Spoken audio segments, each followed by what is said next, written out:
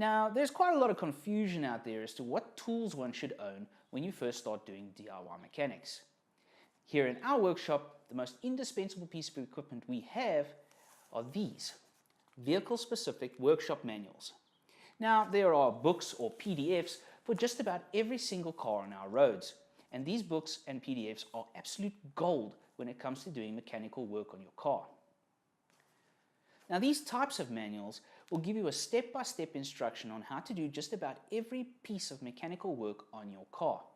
They're easy to follow, they have pictures, they even have a handy little guide which will tell you how difficult the work will be so you can gauge whether you will want to attempt to do it or not. Now, these manuals have been put together by professional mechanics and even brand-specific mechanics who will share with you all their tips and tricks on things that they've learned how to do over the years. It's an absolute must-have for the DIY mechanic.